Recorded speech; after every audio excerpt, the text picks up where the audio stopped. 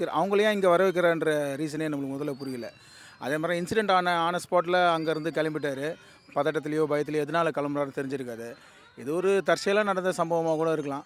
But அவரோட willingness ஏன் அங்கேருந்து கிளம்பி திருப்பியும் 1 மாசம் கழிச்சு இவரே போய் 41 குடும்பத்த கூட பார்த்து பேசியிருக்கலாம். பட் இவங்க இங்க வர வைக்கிறதுக்கான காரணங்கள் என்ன ஏதுன்னு நம்மளால கணிச்சு சொல்ல முடியல. இது ஏதோ ஒரு அரசியல் பலமா கூட இருக்கலான்ற மாரி தோணுது. ஆனா எந்த நேரத்தில எந்த கேள்வி கேட்டாலும் என்ன சொல்றாருன்னா, "நான் ஒரு இடத்துக்கு வந்தா அந்த இடத்துல வந்து மக்கள் கூடிருவாங்க, ஜனம் கூடிரும்.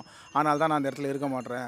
இந்த துயர சம்பவம் இந்த இடத்துல ஆனது வந்து நான் திருப்பியும் ஹாஸ்பிட்டலாண்டயோ வேற என்ன ஒரு ஸ்பாட்டுக்கு போறேன்னா, மறுபடியும் அந்த இடத்துல மக்கள் ஜனம் கூடி தான் இருக்கும். அது வந்து விஜய் வந்து அவங்கள போய் பார்த்தா நல்லா இருந்திருக்கும்.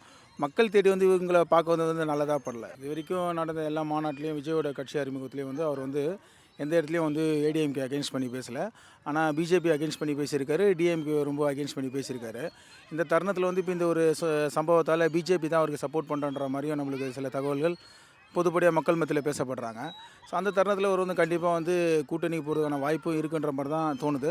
அப்படி போனா கூட எடப்பாடி பழனிசாமி தான் அவர் ஒரு தனியா ஒரு வோட் பேங்கிங் கிரியேட் பண்ணிட்டாரு.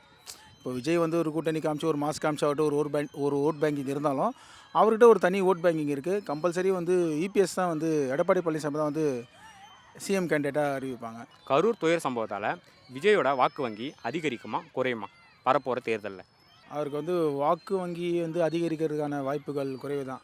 ஏன்னு கேட்டிங்கன்னா, அந்த சம்பவத்தின் போது அவர் வந்து அங்க இருந்திருக்கணும். அத ஃபேஸ் பண்ணியிருக்கணும். அவர் அங்க ஃபேஸ் பண்ணுறதுக்கான கெப்பாசிட்டி அவர் ஏன் இழந்தாருன்னு தெரியல.